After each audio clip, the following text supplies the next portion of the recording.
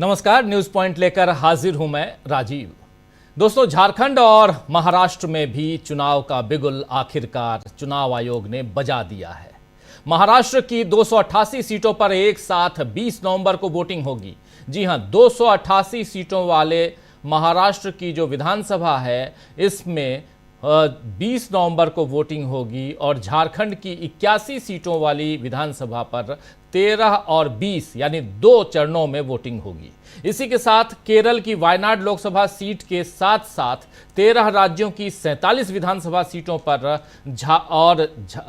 13 राज्यों की 47 विधानसभा सीटों पर उपचुनाव और झारखंड की 43 सीटों पर 13 नवंबर को मतदान होंगे। ये आप देख लीजिए, पहला चरण झारखंड जिसमें 43 सीटों पर 13 नवंबर को, दूसरा चरण झारखंड जिसमें 20 नवंबर को 38 सीटों पर चुनाव होंगे और महाराष्ट्र एक ही फेज में 288 की 288 सीटों पर 20 नवंबर को। महाराष्ट्र की नांदेड़ लोकसभा सीट और उत्तराखंड की केदारनाथ विधानसभा सीट पर उपचुनाव के साथ साथ झारखंड की जो 38 सीटें हैं, इस पर 20 नवंबर को वोटिंग होगी। सभी के नतीजे 23 नवंबर को आएंगे।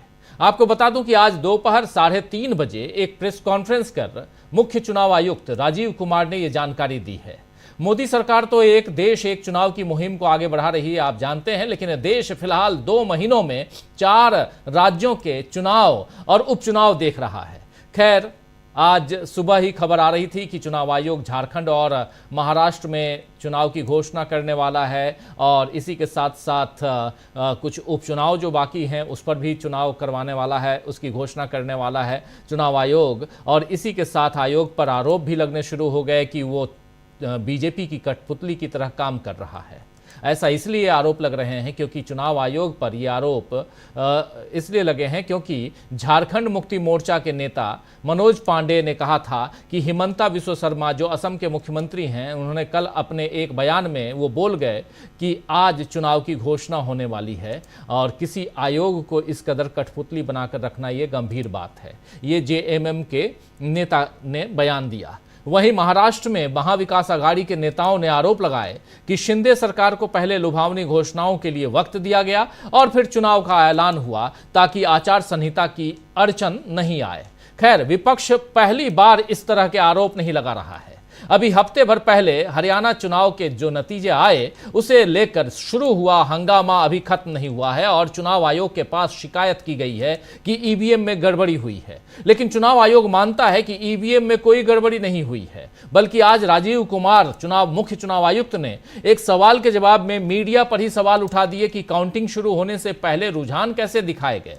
उन्होंने इसे नॉनसेंस भी कहा है और इलेक्ट्रॉनिक मीडिया को नसीहत भी दे दी है कि ये आखिर हो कैसे गया। 8:30 बजे तक हमने काउंटिंग शुरू की और आप 8:03, 8:05 से ही इसकी आपने इसे दिखाना बताना कैसे शुरू कर दिया। इसके अलावा इस पे भी आएंगे, लेकिन इसके अलावा एग्जिट पोल को लेकर भी राजीव कुमार ने अपनी बात रखी है और साफ साफ एग्जिट पोल को भी नकारते हुए नजर आए हैं। एग्जिट पोल को लेकर और इस चुनाव के रिजल्ट को लेकर बहुत सारी बातें आज चुनाव आयुक्त ने कही है, सवालों का जवाब देते हुए। आइए जरा एक एक कर सुनते हैं। पहले एग्जिट पोल को लेकर इनके क्या विचार हैं, सुविचार राजीव कुमार जी के, वो सुन लेते हैं। फिर चुनाव की काउंटिंग को लेकर सुविचार सुनते हैं, चर्चा आगे बढ़ाएंगे। अब आज से महाराष्ट्र और झारखंड इन्हीं के कब्जे में है क्योंकि अब चुनाव आयोग ने चुनाव की घोषणा कर दी है, तो सब कुछ चुनाव आयोग के कब्जे में, इसीलिए कह रहा हूं। लेकिन उससे पहले जो बातें ये कह रहे हैं उसमें कितना दम है, जरा वो आपको समझने की जरूरत है। और नहीं समझेंगे तो हमारे तमाम साथी अभी थोड़ी देर बाद जब मिलेंगे आपसे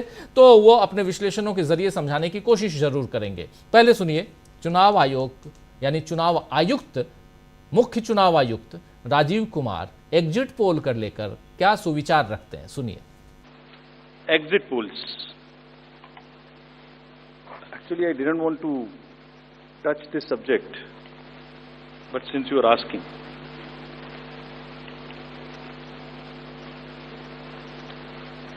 एग्जिट पोल्स के आने की वजह से, एग्जिट पोल्स के एक एक्सपेक्टेशन सेट करने की वजह से एक बहुत बड़ा, लेट मी एक्सप्लेन, एक बहुत बड़ा डिस्टॉर्शन पैदा हो रहा है। ये आप सब लोग यहाँ हैं, ये एक आत्मचिंतन का और आत्ममंथन का भी विषय है प्रेस के लिए, खासतौर से इलेक्ट्रॉनिक मीडिया के लिए।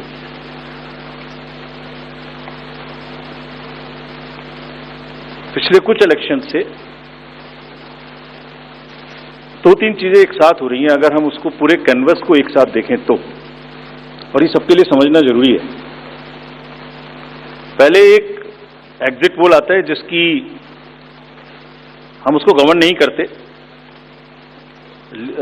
जो एस्टेब्लिश्ड रिजीम है, स्टैट्यूटरी एंड जुडिशियल रिजीम, उसमें हम उसको गवर्न नहीं करते, लेकिन एक खुद के आत्मचिंतन की जरूरत जरूर है कि वो उसका सैंपल साइज क्या था, उसका सर्वे कहां हुआ, उसका रिजल्ट कैसे आया। अगर मैं उस रिजल्ट से मैच नहीं किया तो मेरी क्या रिस्पॉन्सिबिलिटी है, कहीं कोई डिस्क्लोजर्स हैं कि नहीं है, ये सब देखने की जरूरत है बहुत सख्त।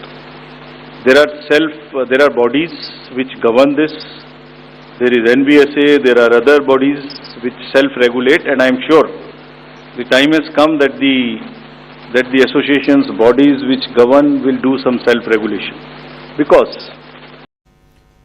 तो सुन रहे थे आप राजीव कुमार एग्जिट पोल को लेकर जो बातें कह रहे थे। इस पर विचार हम करेंगे, आगे इस पर चर्चा करेंगे। अभी आपने सुन लिया और बहुत इंपॉर्टेंट है कि इस पर बात होनी चाहिए। दूसरी तरफ इसी मसले पे आगे बढ़ते हुए जब राजीव कुमार नतीजों की बात करते हैं तो नतीजों की बात यानी रिजल्ट्स की बात, उसमें ये कह रहे हैं कि जब हमने काउंटिंग 8:30 बजे से शुरू की तो चैनलों में, खासकर इलेक्ट्रॉनिक मीडिया में, ये 8:05 से ही रिजल्ट कैसे दिखाया जाने लगा। यहां सवाल ये उठता है कि आखिर चुनाव आयोग क्या 8:30 बजे से काउंटिंग शुरू करता है या 8 बजे से करता है। अब हम भी कंफ्यूज हो गए हैं, तो हमारे पास भी नतीजे कैसे आ रहे थे, हम भी दिखा रहे थे उस दिन, हमने भी 8:05 से रुझान दिखाना शुरू कर दिए थे। लेकिन राजीव कुमार आज ऐसी बातें क्यों कह रहे हैं, यह सवाल पूछा जाएगा राजीव कुमार से। लेकिन उससे पहले जरा इनके ये सुविचार भी सुन लीजिए, क्या कुछ कह रहे हैं, सुनिए। जिस दिन पोलिंग खत्म हुई उससे रफली थर्ड डे काउंटिंग होती है, तो आज शाम को 6 बजे से एक एक्सपेक्टेशन राइज हुई। सबने सोचा ये होने वाला है, जिसका कोई साइंटिफिक आधार, जिसका कोई लीक पब्लिक में डिस्क्लोजर में नहीं है। जब काउंटिंग का समय शुरू होता है तो 8:05 और 10 से रिजल्ट्स आने शुरू हो जाते हैं, जिस नॉनसेंस। आप बताइए, मेरी पहली काउंटिंग 8:30 बजे शुरू होती है और हमारे पास प्रमाण है इस बार कि 8:05, 8:10, 8:15 पर आने लगा इतने की लीड, इतने की लीड, इतने की लीड, इतने की लीड। ऐसा तो नहीं है, I am just posing question, we are not gone into this, but ऐसा तो नहीं है कि एग्जिट पोल को जस्टिफाई करने के लिए वो शुरू में ट्रेंड्स आ गए कि हमने तो ऐसा कहा था, वैसा ही ट्रेंड हो रहा है, बाद में जो होगा वो होगा। और अचानक से पहला रिजल्ट एक राउंड का 8:30 बजे जब काउंटिंग शुरू हो रही है तो 9 बजने में 10 मिनट, 9 बजने में 5 मिनट से पहले 20 मिनट भी लगेंगे एक राउंड में, तो आ ही नहीं सकता। और हम उसको 9:30 बजे वेबसाइट पे डालते हैं 9:31 पे, एग्जैक्टली, कभी भी देख लीजिए एक के बाद एक। 9:30 पे हम उसको अपनी वेबसाइट पे डालते हैं, फिर 11:30 पे डालते हैं, फिर 1:30 पे डालते हैं। चलिए, आपके कोई कॉरेस्पॉन्डेंट वहां मौजूद थे, उन्होंने पहले बता दिया। प्रोसेस काउंटिंग में रिजल्ट को स्क्रीन पे दिखाना पड़ता है, एजेंट के साइन लेने पड़ते हैं, ऑब्जर्वर से जस्टिफाई कराना पड़ता है, तो ऑफिशियल साइट पे आने में आधा घंटा लग सकता है। लेकिन 9 बजे से 9 बजने में 10 मिनट से पहले कैसे आते हैं? और उससे क्या होता है, एक तो एक्सपेक्टेशन है एग्जिट पोल्स की, उसके बाद 8:45 बजे तक मैंने दिखा दिया उसी के मापदंड से कि वो लीड कर रहे हैं लोग। तो वास्तविक रूप से जब वो एक्चुअल रिजल्ट्स आने शुरू होते हैं तो एक मिसमैच होता है, and that mismatch is also giving this can lead to serious issues sometimes. Even the gap between expectation and achievement is nothing but frustration. So ये एक विषय ऐसा है जिस पर हम तो नहीं, हमारे हाथ बंधे हुए हैं, लेकिन एक कुछ ना कुछ मंथन की, कुछ ना कुछ, एंड आई एम श्योर जब इस देश में, जब कंट्री में इस तरीके की जरूरत होती है तो एक सेल्फ करेक्शन हो जाता है। तो सभी रेस्पॉन्सिबल लोग इसका सेल्फ करेक्शन जरूर करेंगे, आई एम श्योर अबाउट इट।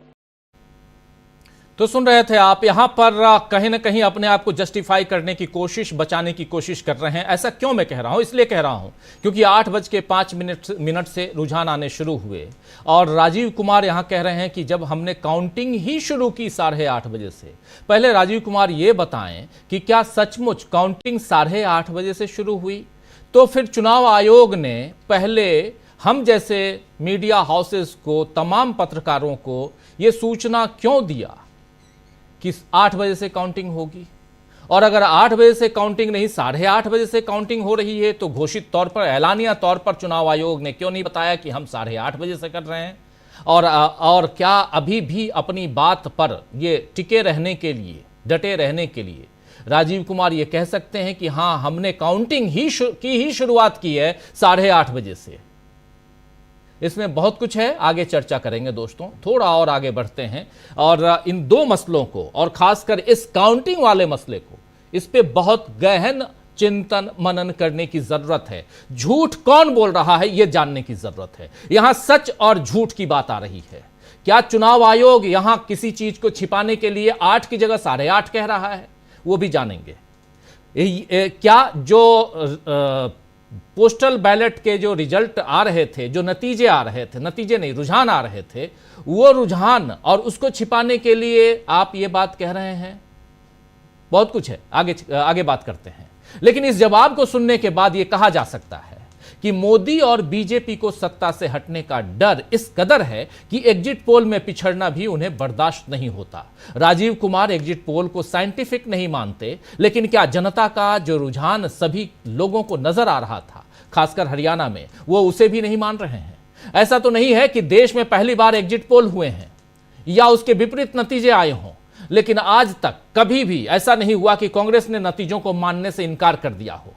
और इस चुनाव में, हरियाणा के चुनाव को अभी तक कांग्रेस ने नहीं माना है, उन नतीजों को नहीं माना है। कांग्रेस ने कह दिया इन नतीजों को हम नहीं मानते।